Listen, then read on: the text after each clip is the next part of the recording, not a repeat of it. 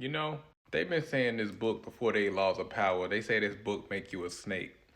I actually disagree with that. It's not about the information you receive. It's about what you do with the information you're receiving. And I skim through the book from time to time. If you take the time to read that book, you will actually see a lot of things that was happening in front of your face that you did not pay attention to. You will also see all of the things that you've been given a pass in your life. The law that I'm referencing tonight is law number 10, avoid the unhappy and the unlucky. This law don't apply for the people that have unseen occurrences befall them. I'm talking about people that put themselves in certain situations and looking for a rescue. Bad things do happen to good people. I do know that. Sometimes it don't be people's fault. But more times than not, it be you. I know this because I even used to be that guy. It was everybody's fault.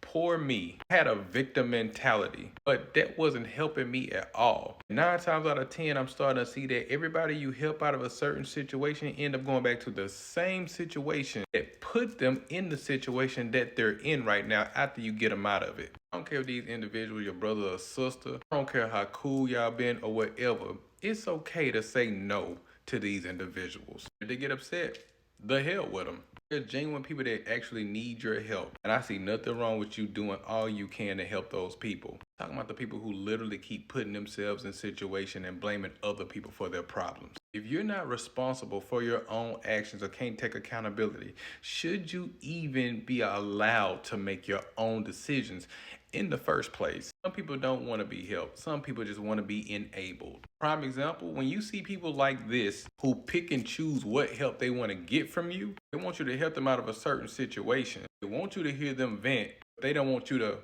lecture them or tell them what they did wrong. They don't want to hear nothing I got to say. So that tells me I'm going to help you out in this situation. You're going to go back and make the same mistake or same decision that you made to get in this situation, and you're going to come back to me to help you.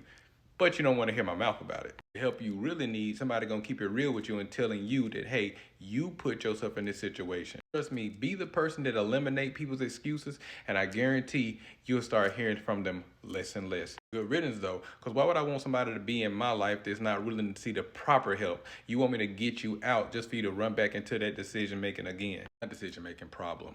Guess what that do to you though? That leave you drained mentally, spiritually, physically, financially. Let's talk about physically. You're literally tired because all that energy that you're putting to help them out, you could be putting your energy towards somebody else or something else or into yourself. The best investment that you can ever make is into yourself. Mentally, it can affect you because you got problems of your own. You trying to figure out how to deal with these problems, but now some of that mental got to go to somebody that you're trying to help them out of that particular problem, who's going to go back and put themselves in that same situation all over again. Spiritually, it harms you. Bad associations spoil you for habits, right? Hanging around a person that don't care about themselves, so you're going to get infected because that shit is contagious. And financially, you actually see the money that you could have kept in your pocket to help somebody out, for them to go run back in that situation all over again. Again, I know these qualities all too well because I used to be him. And the reason why law number 10 says avoid the unhappy and the unlucky, because you think you're trying to help somebody and actually you're infecting yourself with the sickness. I reference the doctor. When a doctor dealing with a contagious patient, they glove up, they gown up, they mask up, and when they leave the room, they wash their hands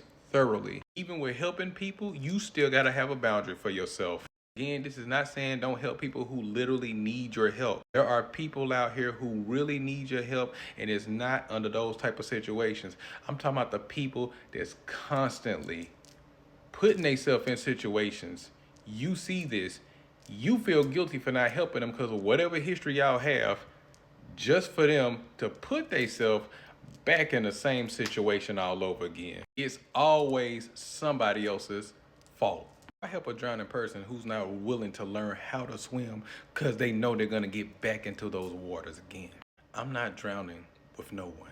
Everybody want to talk about how life is a bitch. Nah, life is a bitch if you don't treat her right. You don't live off the laws of the land. And I'm not talking about the laws that's made by the government. I'm talking about the laws. Eating right, sleeping right, getting yourself mentally, spiritually, physically, and financially together, putting some sun on your skin, avoiding toxic people, putting health first, and most importantly, putting yourself first, because you can't pour out of an empty glass. Those type of people that'll take from your life and not add nothing to it. And if you allow them to do that, whose fault is that?